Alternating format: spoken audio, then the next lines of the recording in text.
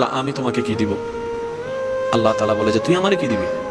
আল্লাহ নামাজটা দি, আমি নামাজটা দিই। আল্লাহ তাআলা বলে যে তোমার নামাজে আমার কোনো লাভও নাই, তুমি নামাজ না পড়লে আমার কোনো লসও নাই। তাহলে নামাজ কি পড়বো না? অবশ্যই পড়বা। নামাজ পড়বা তোমার লাভের জন্য, আমি আল্লাহর লাভের জন্য নয়। বছরে রোজাটা রাখো আমার জন্য, তোমার লাভের জন্য। লাভটা আমার হবে না, তোমার হবে। তা আল্লাহ তোমার জন্য কি দিলাম? কারণ নামাজটাও তো আমার। সুবহানাল্লাহ জোরে। রোজাটার বেনিফিট তো আমার। রোজা রাখার কারণে সওয়াব পেলাম, পরকালে যা কাজে লাগবে। সারাদিন উপবাস থাকার কারণে শরীরের ভিতরে আমার উপকার হলো, এটাও তো আমার লাভ। আল্লাহ আমি তোমাকে কি দিব? হজটা করে আসলাম, আল হজটা তো আমার নামে লাগছে।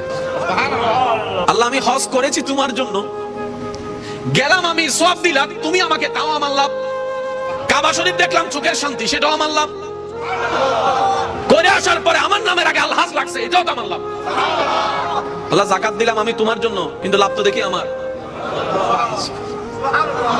আল্লাহ তাআলা বলে যে এটাই তো তোদেরকে বোঝাতে চাচ্ছি, যে আমার জন্য করে মূলত সে নিজের লাভের জন্যই করে। বলেন সুবহান। আর নিজের লাভের কথা সবাই বুঝে, নিজের উপকারের কথা, খুশির জন্য যেটাই করবে মূলত সে নিজের লাভের জন্যই করলো। দুনিয়াটাও লাভ, পরকালেও লাভ। চিৎকার দিয়ে বলেন সুবহানাল্লাহ।